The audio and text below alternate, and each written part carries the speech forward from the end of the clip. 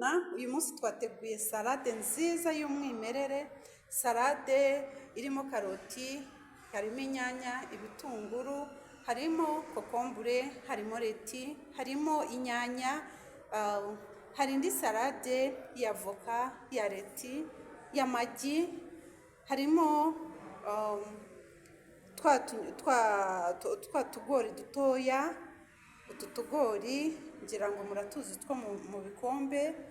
Harimo, murayibona rwose iyi salade ya voka kuntu isa neza, irakeye rwose. Uramutse wagize ikirori, ibi ni ibintu byoroheje nawe ushobora kwikorera iwawe. Ugura avoka, amagi ukayatogusa, ukagura leti, wenda utugori ntudukore. Utu tugori batwita sweet corn. Sweet corn ni utu tugori two mu makombe tuba turyohera, ni bya bigori murabizi, ariko twabigenewe salade. Ahangaha uvuye kuri salade ugiye ku mbuto. Murabibona ko izi mbuto nazo ni imbuto nziza cyane.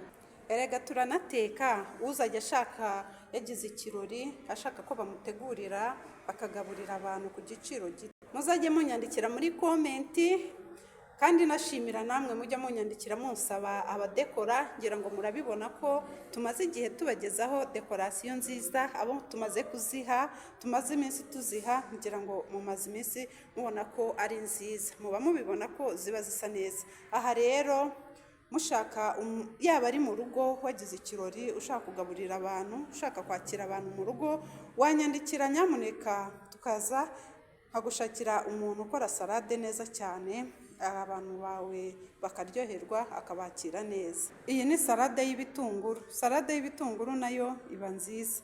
Ibi ni ibitunguru, inyanya, karoti na leti na kokombure.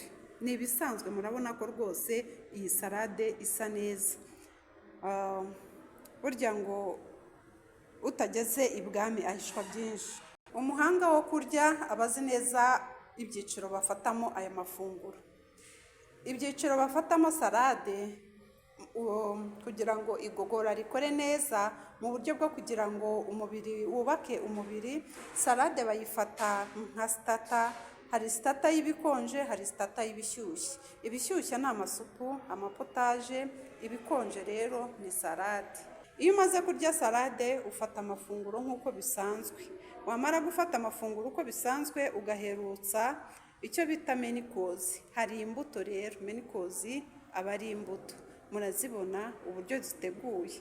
Ufite ikirori cyangwa se ufite kwakira abantu wabatekeye, watwandikira ukatubwira uti mfite ikirori ariko ndashaka umuntu ushobora kuntegurira abantu banjye bagasigara bishimye. Iyi ni salade rwose nk'uko mwabibonye nagiye nyisobanura, iri mu byiciro bitandukanye.